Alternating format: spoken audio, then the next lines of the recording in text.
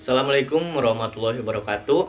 Perkenalkan, nama saya Agus Rahman, mahasiswa Prodi PGSD IKIP Siliwangi dengan NIM 18060047. Di sini saya akan mempresentasikan mengenai skripsi saya yang berjudul Pengembangan Media Pembelajaran Berbantuan Aplikasi Adobe Animate CC, materi perpindahan color untuk meningkatkan pemahaman konsep siswa kelas 5 sekolah dasar.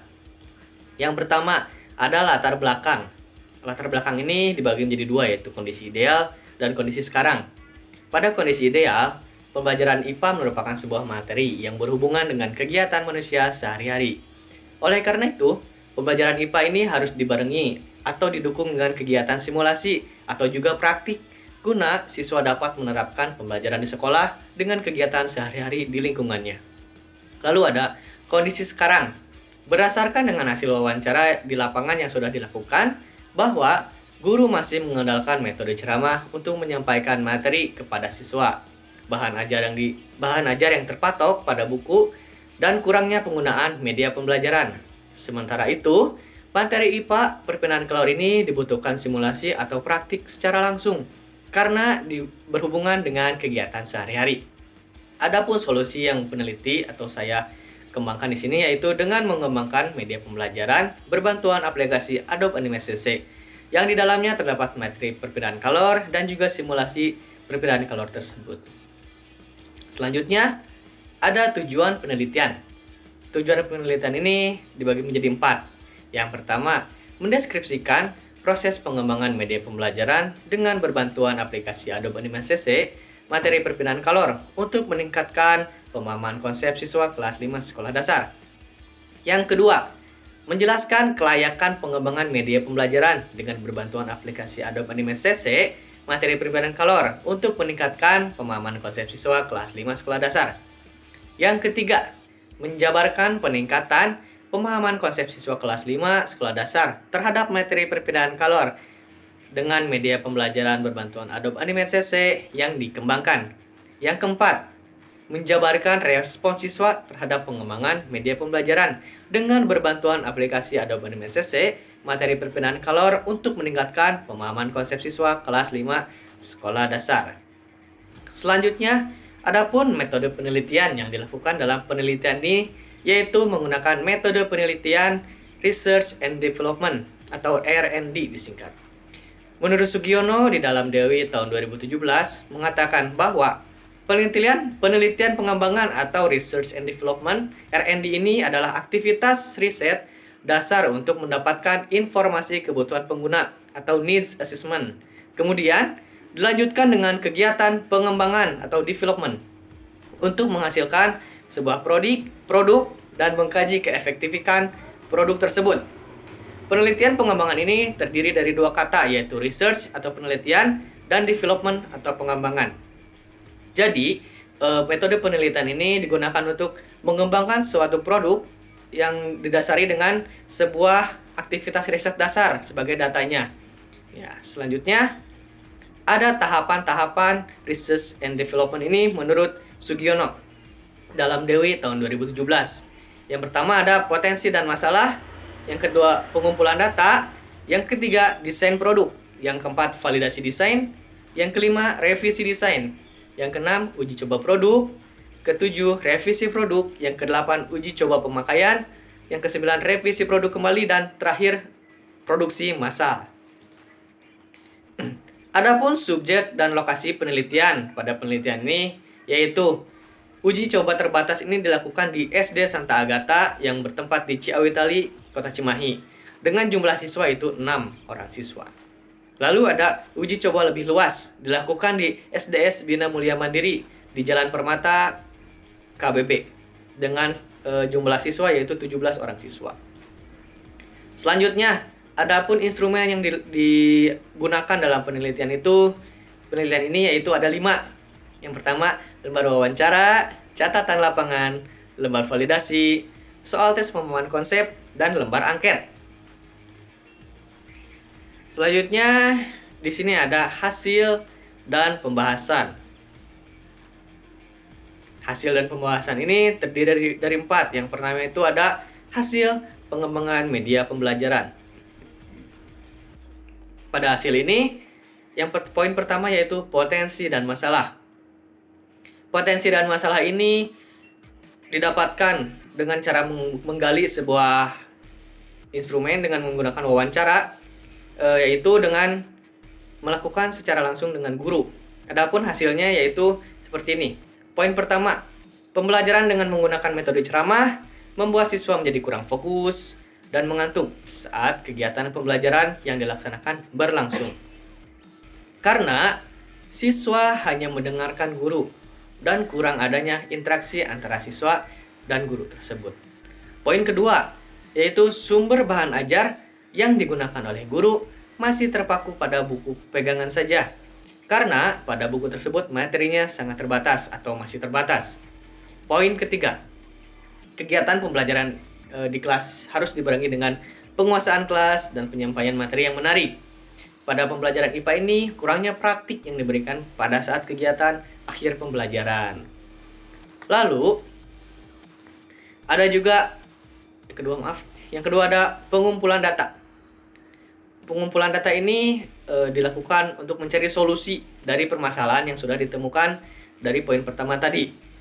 Potensi dan masalah yang sudah ditemukan selanjutnya memiliki cara untuk mengatasi permasalahan tersebut, yaitu poin pertama, penggunaan model dan metode yang sesuai bisa meningkatkan konsentrasi siswa pada kegiatan pembelajaran berlangsung. Poin kedua, pentingnya penguasaan bahan ajar ini sangat diperluas dengan pencarian selain dari buku saja, bisa dari sumber lainnya seperti internet, majalah, ataupun dan lainnya. Hal tersebut digunakan untuk meningkatkan tingkat kepemahaman siswa dan pendalaman materi yang diberikan oleh guru tersebut. Poin ketiga, penggunaan media pembelajaran ini harus sesuai dengan materi yang diberikan kepada siswa. Yang ketiga dari hasil pengembangan media pembelajaran ini, desain produk. Di sini, jika sudah mengetahui poin permasalahan dan solusinya, lalu di sini peneliti melakukan tahap pengembangan media pembelajaran, yaitu dengan mendesain sebuah produk yang akan dikembangkan dengan menggunakan aplikasi Adobe Animate CC ini. Adapun tahap yang dilakukan oleh peneliti dalam mengembangkan desain produk ini yaitu dengan pertama, mengunduh dan memasang aplikasi Adobe Animate CC.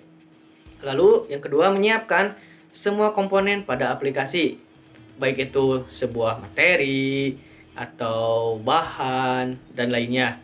Yang ketiga, lalu mendesain ruang simulasi pada aplikasi Adobe Animate CC ini dengan menggunakan kode-kode tertentu. Lalu ada juga yang terakhir, setelah selesai, lalu simpan dan dapat dijalankan. Nah, di sini ada gambar pertama, yaitu bagian tampilan awal. Ada poin materi, bantuan, dan simulasi. Lalu di sini gambar 2 dan ketiga itu ada tampilan materi tentang perpindahan kalor. Dan yang terakhir di sini ada tampilan simulasi tentang perpindahan kalor. Oke. Selanjutnya poin nomor 4, validasi desain. Di sini desain atau produk yang dikembangkan akan divalidasi atau dinilai oleh validator. Di sini validator ada 3, yaitu ahli validasi desain, ahli validasi materi, dan ahli validasi bahasa. Tujuan dari validasi ini yaitu untuk mengetahui apakah media pembelajaran yang dikembangkan sudah layak digunakan ataukah belum layak digunakan untuk penelitian lebih lanjut. Lalu ada revisi desain. Nah, hasil dari validasi desain yang sudah dilaksanakan di sebelumnya, para ahli memberikan nilai dan memberikan bahwa media dapat digunakan tanpa revisi, yang artinya pada tahap ini tidak akan dilakukan revisi produk yang dikembangkan. Lalu, uji coba produk. Maaf. Ada uji coba produk, poin ke-6. Yaitu uji coba produk ini atau disebut juga uji coba terbatas. Tahap uji coba terbatas ini dilakukan pada siswa kelas 5 Sekolah Dasar Santa Agatha dengan siswa 6 orang sebagai target uji coba terbatas tersebut. Pada saat kegiatan berlangsung, siswa diberikan soal pretest dan posttest untuk melihat perkembangan pemahaman konsep siswa terhadap materi yang dikembangkan dan juga produk yang dikembangkan. Lalu, siswa diberikan angket pada akhir penelitian guna melihat respon siswa terhadap produk yang dikembangkan oleh peneliti. Yang terakhir, guru kelas bertindak sebagai observer guna menilai penelitian yang sedang berlangsung yang dilakukan oleh peneliti.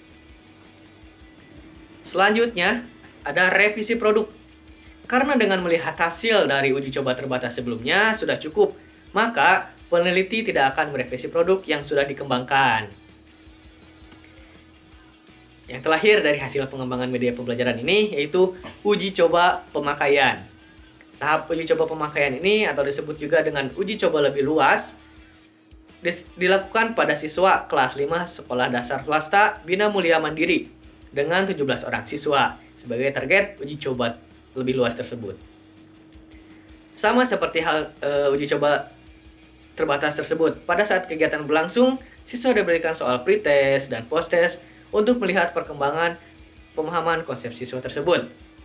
Lalu, siswa juga diberikan angket pada akhir penelitian guna melihat respon siswa terhadap produk yang dikembangkan. Juga guru kelas bertindak sebagai observer guna melihat atau menilai penelitian yang sedang berlangsung yang dilakukan oleh peneliti. Selanjutnya ada hasil kelayakan media pembelajaran. Sudah dijelaskan tadi, di sini ada 3 poin atau 3 penilaian yang diberikan. Yang pertama yaitu validasi media. Hasil validasi media ini divalidasi oleh Bapak Anugrah Ramadan Firdaus, MPD, sebagai berikut. Dengan skor 57, skor maksimalnya 65, dan sudah dipresentasikan menjadi 87,62%. Dengan keterangan valid, maka media pembelajaran yang dikembangkan ini valid dan dapat digunakan tanpa revisi. Lalu ada hasil validasi materi yang divalidasi oleh Bapak Stefanus Febrianto sebagai berikut. Skor yang diperoleh yaitu 35 dengan skor maksimal 45. Lalu dan sudah dihitung dan dipresentasikan menjadi 77,77%. Dapat dikatakan valid seperti itu. Lalu ada juga yang ketiga, hasil validasi ahli bahasa yang divalidasi juga oleh Bapak Stefanus Febrianto sebagai berikut. Skor yang diperoleh yaitu 8 dari total skor maksimal yaitu 10. Sudah dipresentasikan menjadi 80% dan keterangannya itu valid. Maka hasil validasi media, materi dan bahasa diketahui valid, dapat digunakan tanpa revisi. Lalu selanjutnya hasil peningkatan pemahaman konsep siswa. Peningkatan pemahaman konsep siswa ini diukur dengan beberapa teknik penilaian. Berikut ini hasil dari peningkatan pemahaman konsep siswa. Yang pertama ada uji coba terbatas yang dilakukan di SD Santa Agata dengan siswa 6 orang. Terdapat tes. Yang pertama ada tes pretest dan posttest. Lalu dihitung rata-ratanya pretest dengan rata-rata 47,62. Sedangkan posttest dengan rata-ratanya 88,10. Rata-rata tersebut atau hasil nilai tersebut dilakukan uji normalitas, yaitu guna melihat apakah nilai-nilai tersebut normal atau tidak. Pada hasil uji normalitas pretest ini dapat dilihat dengan nilai 0,207, sedangkan posttest 0,752. Dapat dikatakan bahwa jika nilai 0,005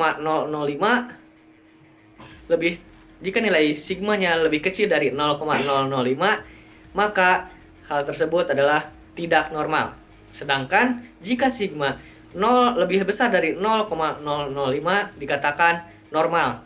Dapat kita lihat bahwa pretest dan posttest ini terdapat di nilai 0,005 atau lebih ya, lebih dari 0,005, maka dikatakan normal hasilnya. Lalu setelah itu diuji homogenitas. Nah, hal tersebut apakah dilihat apakah homogen atau tidak. Sama seperti uji normalitas sebelumnya dibandingkan dengan kriteria sigma lebih kecil dari 0,05 bahwa tidak homogen dan lebih besar dari 0,005 maka homogen. Dapat kita lihat hasil uji homogenitas uji coba terbatas ini 0,579 bahwa homogen dikatakan. Lalu jika sudah normal, maka dilakukan uji beda dengan menggunakan pair sample t-test. Dapat dilihat hasil yang diperoleh yaitu 0,000 dibandingkan dengan sig atau didasari dengan keputusan bahwa sig kurang dari 0,05 bahwa ada peningkatan yang signifikan, dan bahwa sig jika lebih dari 0,005 maka tidak ada perubahan yang signifikan. Dapat kita lihat hasilnya 0,00 bahwa dapat ada perubahan yang signifikan. Lalu yang terakhir ada n-gain atau rata-rata dari hasil pretest dan posttest ini. Peningkatannya seperti apa? Dapat kita lihat hasil n-gainnya 0,79 yang berarti peningkatannya itu tinggi. Selanjutnya ada uji coba luas yang dilakukan di SDS Bina Mulia Mandiri dengan 17 orang siswa. Tesnya sama seperti sebelumnya, ada pretest dan posttest. Rata-rata dari pretest ini yaitu 42,02 dan rata-rata posttestnya yaitu 85,71. Adapun uji normalitasnya dapat kita lihat pretest 0,074 dan posttest 0,153 dapat dikatakan normal. Selanjutnya ada uji homogenitas 0,404 dan dapat dikatakan homogen. Selanjutnya ada uji beda sama seperti sebelumnya 0,000 bahwa terdapat perbedaan yang signifikan. Lalu ada juga n-gain dengan nilai 0,76 bahwa peningkatannya itu tinggi. Oke. Selanjutnya ada hasil respon siswa. Pada hasil kepraktisan produk ini digunakan angket yang diberikan kepada siswa untuk melihat apakah respon siswa terhadap produk berupa media pembelajaran dikembangkan oleh peneliti. Berikut hasil respon siswanya. Jumlah respondennya 10 orang. Jumlah pernyataan 10. Skor pernyataan positif 77 dan skor pernyataan negatif 18. Bahwa total skor yang diperoleh 95 dari 100 skor. Dan sudah dipresentasikan 95% dengan keterangan sangat baik. Respon yang diberikan yaitu sangat baik. Oke. Terakhir ada kesimpulan. Berdasarkan penelitian yang sudah dilakukan, terdapat hasil dan pembahasan mengenai penelitian tersebut. Maka dari penelitian itu, peneliti mendapatkan beberapa kesimpulan bahwa media pembelajaran berbantuan aplikasi Adobe Animation ini pada materi perbedaan kalor yang dikembangkan, terdapat penilaian yang diberikan oleh ahli media, ahli materi, ahli bahasa, memenuhi kriteria pada komponen dan isi penyajiannya layak digunakan. Yang kedua, bahwa media pembelajaran berbantuan aplikasi Adobe Animation ini cukup efektif digunakan pada siswa, terutama pada materi perbedaan kalor, guna meningkatkan tingkat pemahaman konsep siswa. Hal tersebut dibuktikan dengan hasil perbedaan rata-rata pada pretest dan posttest yang sudah dilaksanakan yang menunjukkan bahwa 0,000 yang artinya di bawah 0,005 bahwa terdapat perbedaan yang signifikan dari hasil tes tersebut. Penggunaan media pembelajaran berbantuan aplikasi Adobe Animation ini dapat meningkatkan aktivitas siswa dan respons siswa yang diberikan terhadap pengembangan media ini cukup baik. Sekian presentasi skripsi yang dapat saya sampaikan. Mohon maaf jika banyak salah kata atau tutur kata yang saya ucapkan. Wassalamualaikum warahmatullahi wabarakatuh.